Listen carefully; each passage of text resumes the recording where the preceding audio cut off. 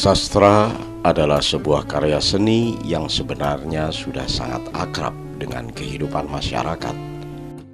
Sebab, secara sadar atau tidak, masyarakat dalam kesehariannya sudah melakukan kegiatan sastra. Sehingga, jika dipertanyakan apakah sastra diminati oleh kaum remaja pada khususnya, maka jawabnya adalah sangat diminati.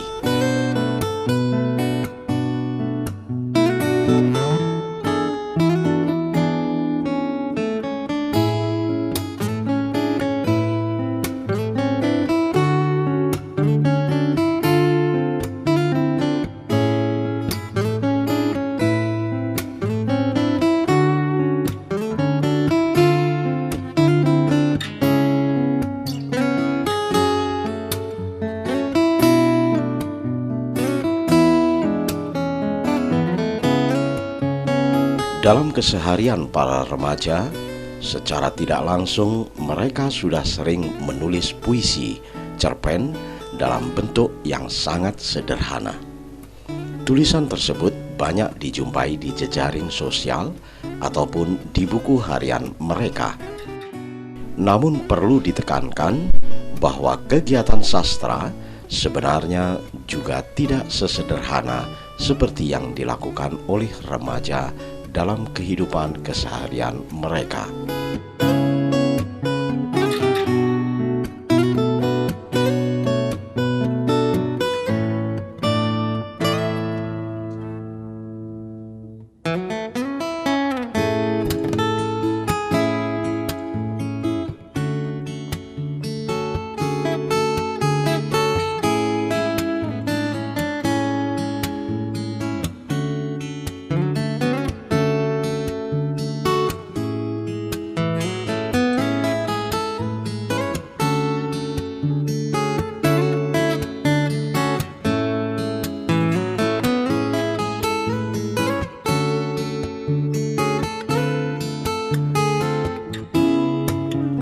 Saya sebenarnya tidak yakin kalau karya sastra itu tidak diminati di kalangan remaja. Tetapi sebelum apakah itu diminati atau tidak, kita harus tahu dulu sastra yang mana. Sebab kalau kita berbicara masalah sastra, sastra ini kan pengertiannya hanya merupakan satu bahasa, tulisan, bahasa yang ditulis, yang kemudian nanti juga bisa diucapkan, dilakonkan, dimainkan, itu adalah sastra. Maka kalau kita berbicara masalah sastra, apakah diminati oleh kalangan remaja atau tidak, maka saya pikir diminati kalau hanya sebatas pengertian sastra seperti itu. Sebab apapun yang dilakukan oleh remaja dalam tulisan-tulisan buku harian atau di jejaring sosial, di Facebook, di Twitter, itu mereka sudah sebenarnya secara tidak langsung, sadar atau tidak sadar, mereka sudah melakukan kerja sastra, kerja bahasa, kerja tulisan. Maka itu sangat diminati oleh kalangan remaja.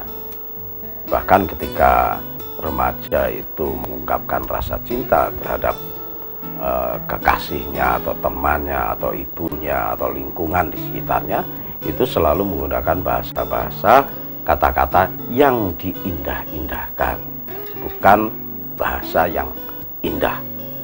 Tetapi kalau kita merujuk pada kesusastraan atau susastra, itu saya pikir memang remaja kurang sedikit berminat, barangkali karena kalau kita pengertian susastra itu adalah tulisan yang indah atau bahasa yang indah.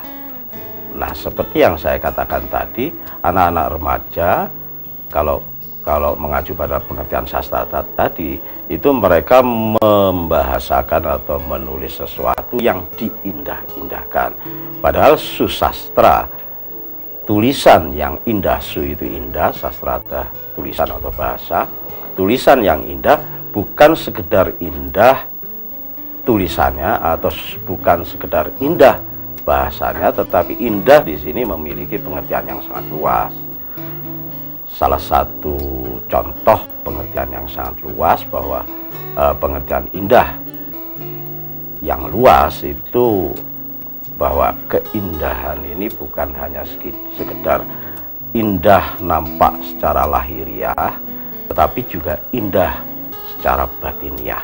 Itulah sebabnya susastra atau karya-karya sastra itu kebanyakan, dan wajib, bukan kebanyakan, wajib memiliki makna atau pesan moral yang berguna, indah, bermanfaat bagi kehidupan.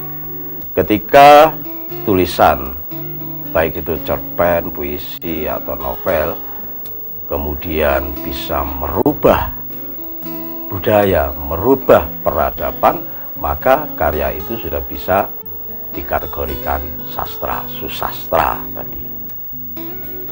Tetapi kalau masih tulisan yang tidak bisa merubah sikap pembaca, merubah peradaban, maka masih digolongkan atau kategori tulisan sastra populer, dan itu diminati oleh kalangan remaja. Banyak sekali sekarang muncul novel-novel yang pop, novel populer, itu diminati oleh kalangan remaja. Bahkan banyak sekali penulis-penulis yang akhirnya menulis sekedar mengikuti selera pasar, mengikuti selera peminat, mengikuti selera remaja. Banyak sekali itu buktinya. Dulu ada karyanya siapa itu, Habibur Rahman, tentang ayat-ayat cinta. Ayat-ayat cinta ini menjadi booming begitu besarnya dan disukai oleh kalangan remaja, tetapi itu sudah tergolong karya susastra. Kenapa saya katakan sudah tergolong karya susastra, bukan sastra populer? Karena dari buku itu ternyata mampu merubah peradaban, merubah budaya para remaja, khususnya muslimah, itu ketika menjalin cinta, itu sudah ada kaidah-kaidah bagaimana sih sebagai seorang remaja putri berpacaran dengan remaja putra. Menurut kaidah agama itu justru munculnya novel karya Habibur Rahman, ayat-ayat cinta.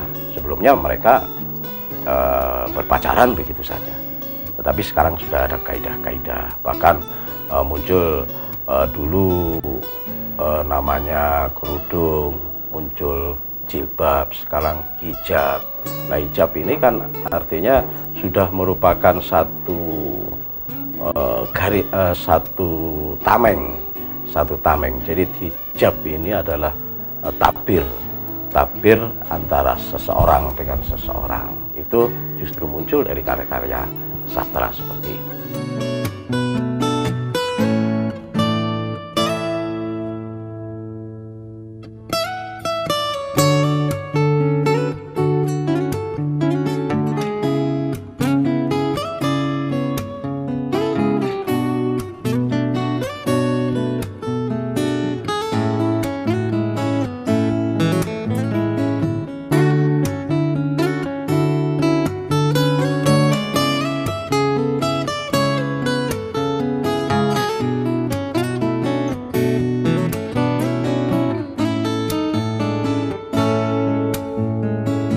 Di sebuah desa, meski desa tersebut sangat terpencil dari keramaian kota, namun kegiatan sastra juga sudah mereka kenal, baik itu pembacaan puisi maupun drama.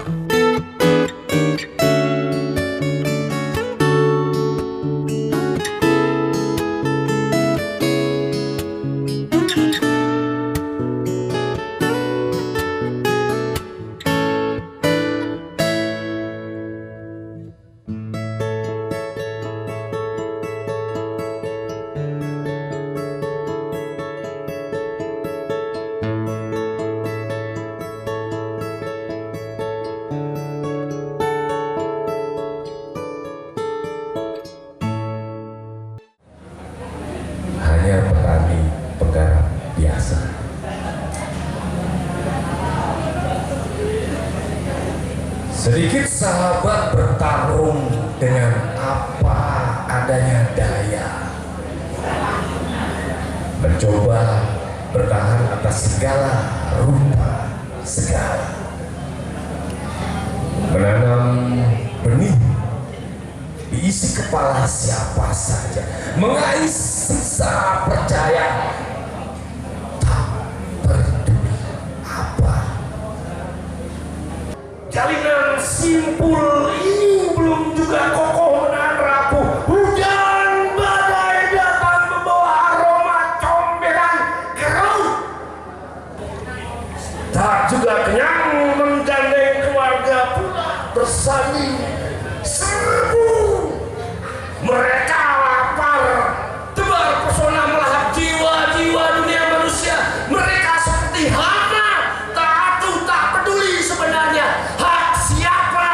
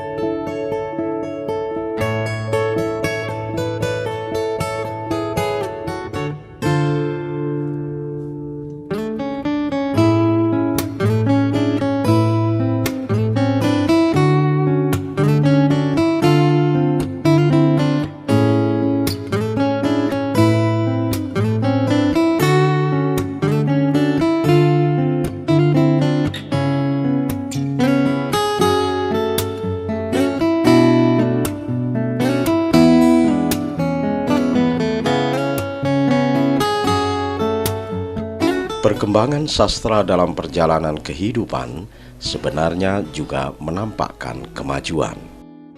Banyak sekali karya-karya sastra yang bisa ditampilkan di tengah masyarakat, baik berupa pentas baca puisi, cerpen, ataupun teater.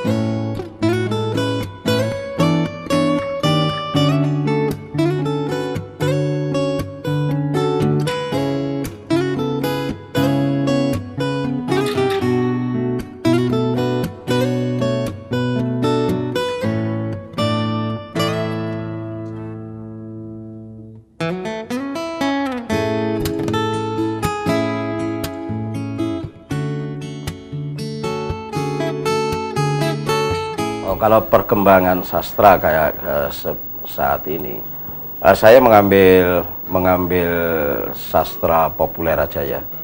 Sastra populer itu perkembangannya sangat pesat. Bahkan sekarang ini saya dengar ada penerbit yang justru mencari penulis. Baik itu genrenya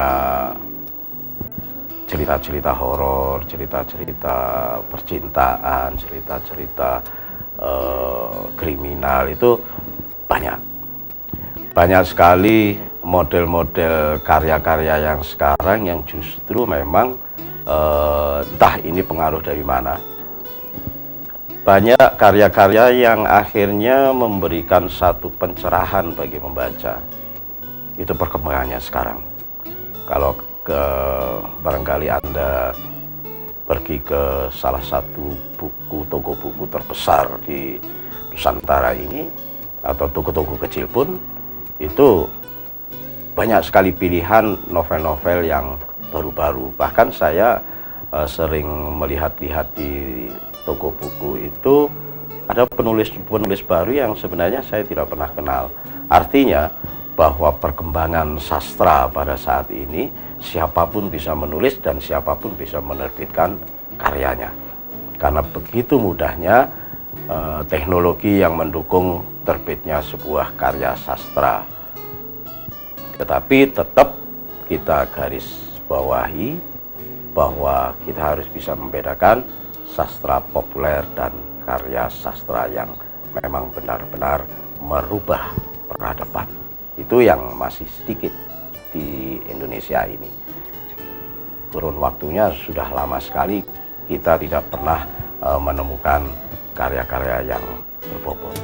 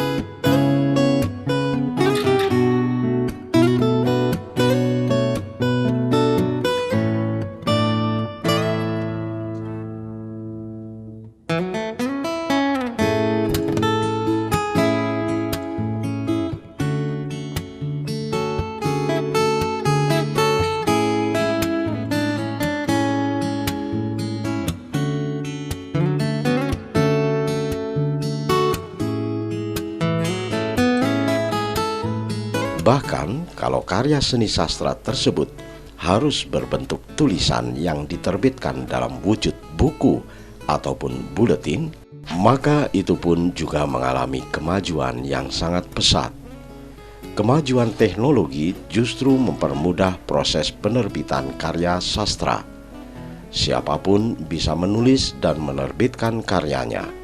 Namun karya-karya yang mudah diluncurkan di tengah masyarakat masih tergolong sastra berjenis populer.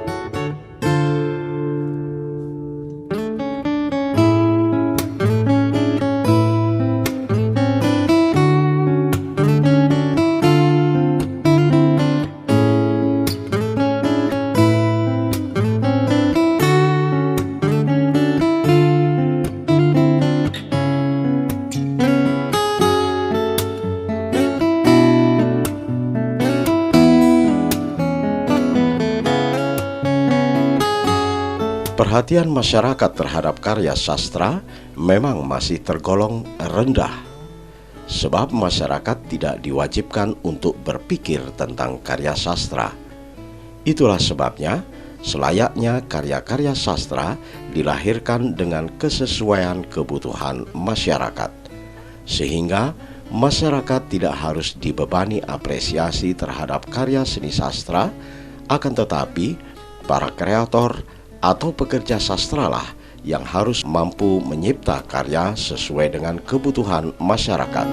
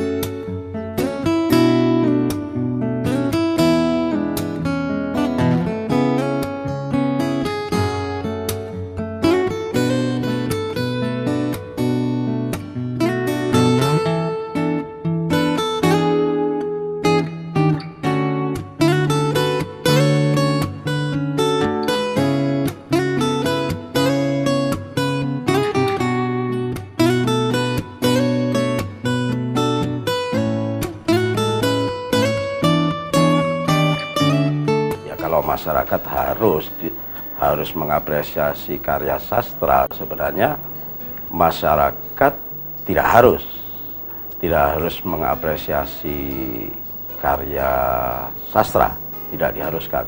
Tetapi bagaimana pelaku-pelaku sastra, baik itu novelis, cerpenis, atau penyair, atau teatrawan, ini kan mestinya menyuguhkan sesuatu yang bisa diterima oleh masyarakat.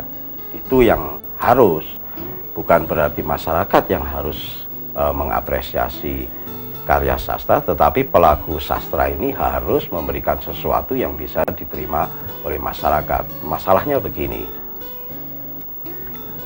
akhir-akhir ini dan selama ini barangkali saya hanya menemukan apresiasi sastra itu hanya di kantong-kantong sastra atau kantong-kantong budaya yang justru jauh sekali dengan masyarakat. Salah satu buktinya, ketika ada apresiasi sastra atau launching puisi, antologi puisi, launching cerpen, novel, dan sebagainya, itu selalu diselenggarakan di lingkungan kampus misalnya, di lingkungan akademisi misalnya, terus di kafe-kafe dengan mengundang beberapa pekerja sastra, dengan mengundang dengan beberapa pegiat sastra. Nah, ini kan artinya bahwa sastra ini masih terkungkung dalam lingkaran komunitasnya saja, masih terkungkung dalam lingkaran pekerja sastra itu sendiri. Bahkan saya tidak pernah menemukan seorang penulis novel atau cerpen atau puisi ketika melonsing sebuah karya, saya tidak pernah mendapatkan bahwa mereka itu mengundang disiplin seni di luar seni sastra. Misalnya orang sastra mengundang orang seni rupa, mengundang orang seni tari, mengundang orang seni-seni tradisi itu jarang sekali saya temui. Maka jangan salahkan kalau masyarakat ini tidak bisa mengapresiasi karya sastra dengan baik, karena pelaku sastra sendiri ternyata juga tertutup, tidak terbuka ke masyarakat.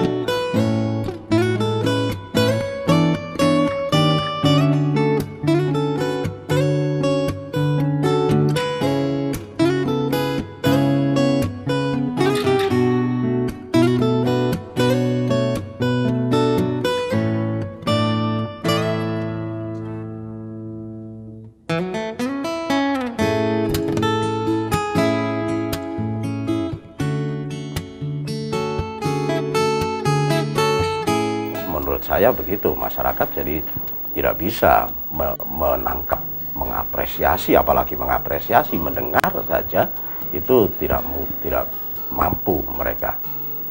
Dulu itu ada drama-drama radio yang bisa ditangkap oleh seluruh masyarakat, bahkan itu sampai meracuni masyarakat karena mengolah alur cerita itu begitu menarik sehingga masyarakat kecanduan dengan itu, kecanduan dengan drama-drama radio. Tetapi masyarakat itu masih tergolong masyarakat sastra, masyarakat yang hanya mendengar, atau kalau itu di TV mendengar dan melihat, tergolong masyarakat sastra. Masyarakat ada dua, masyarakat sastra dan masyarakat, kalau ini sastra ya, masyarakat sastra dan masyarakat apresiator sastra.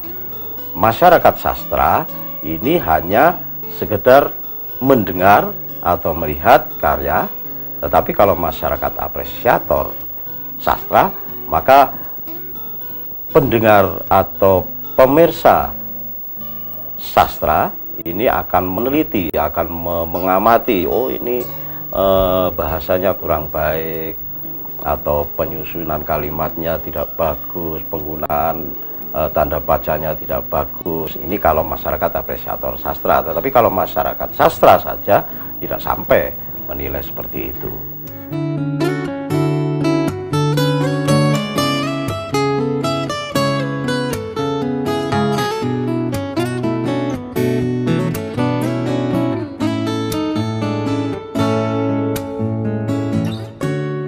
Jika sastra kurang diminati oleh masyarakat, hal tersebut lebih banyak dikarenakan selama ini sastra masih berada di ruang lingkup yang tersembunyi, tidak digelar di tengah masyarakat secara luas.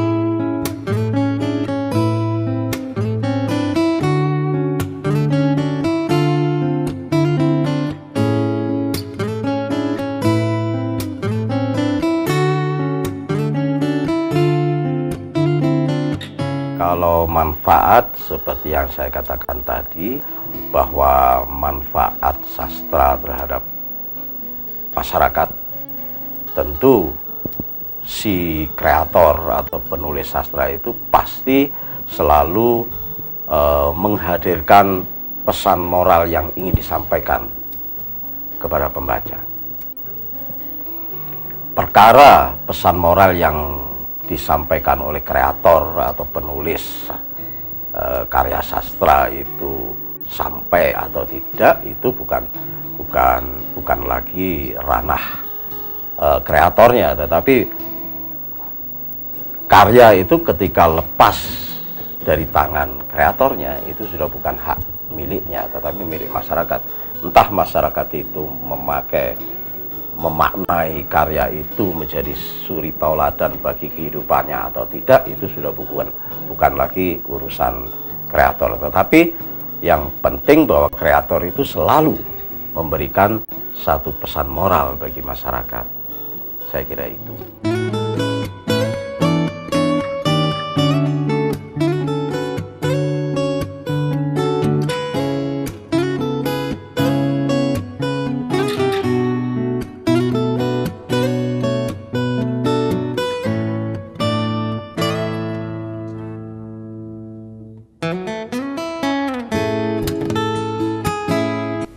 Sastra bisa bermanfaat bagi kehidupan masyarakat jika karya sastra mampu memberikan pesan moral yang baik.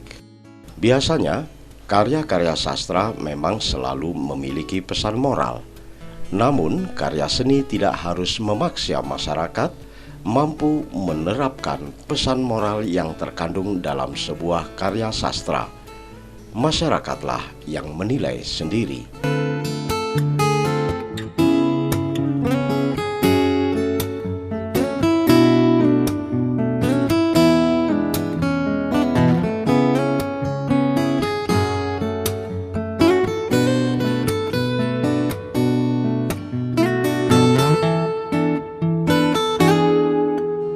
Ya, kalau langkah-langkah yang harus kita lakukan agar sastra ini bisa memasyarakat di kalangan semua segmen, baik itu anak-anak maupun remaja maupun ya segmen secara umum, maka para kreator atau para penulis sastra ini harus produktif untuk mempublikasikan karya-karya mereka.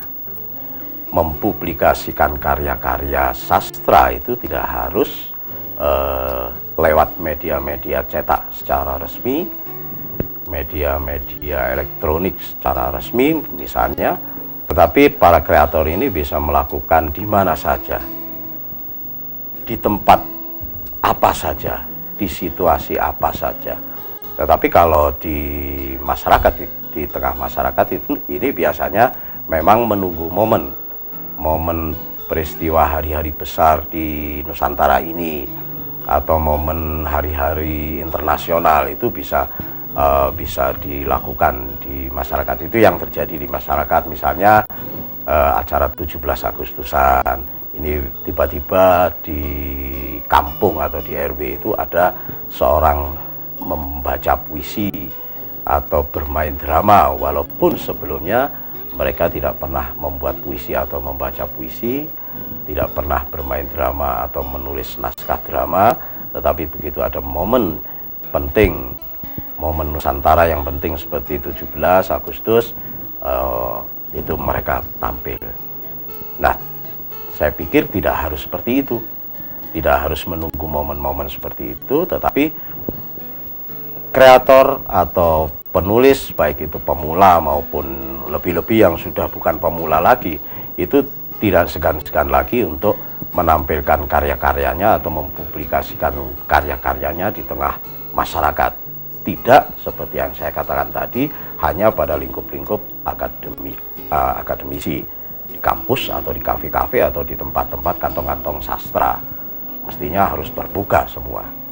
Kalau tidak begitu, maka tidak akan karya sastra itu bisa memasyarakat di tengah masyarakat. Seperti halnya waktu kemarin saya melakukan pagelaran sastra, temu sastra di Batu, itu saya dengan teman-teman sengaja membuat tajuk Desa Inspirator Sastra atau Sastra Menuju Desa. Memang di situ ada dua tema, tetapi keduanya memang merupakan satu kesatuan. Ketika desa ini menjadi inspirator sastra, sebenarnya yang harus dilakukan adalah sastra itu sendiri harus menjemput bola ke masyarakat. Itulah sebabnya kemarin pagelaran kemarin, temu sastra kemarin, kami melakukan di sebuah pendopo kelurahan Ngaglik di Batu, dalam rangka yaitu tadi supaya sastra yang ingin kami tampilkan itu tidak terkungkung dalam lingkup komunitasnya sendiri, tetapi masyarakat secara luas. Kemarin warga yang sebenarnya bukan penikmat sastra, mereka justru juga hadir, ingin tahu apa sih sebenarnya yang ditampilkan. Nah, dari apa sih yang sebenarnya yang ditampilkan? Hanya dengan pertanyaan yang sederhana itu, kalau itu terus-menerus dilakukan, maka pertanyaan itu akan menjadi sebuah pernyataan bagi masyarakat. Artinya masyarakat akan melakukan seperti yang kita lakukan. Itu saya kira.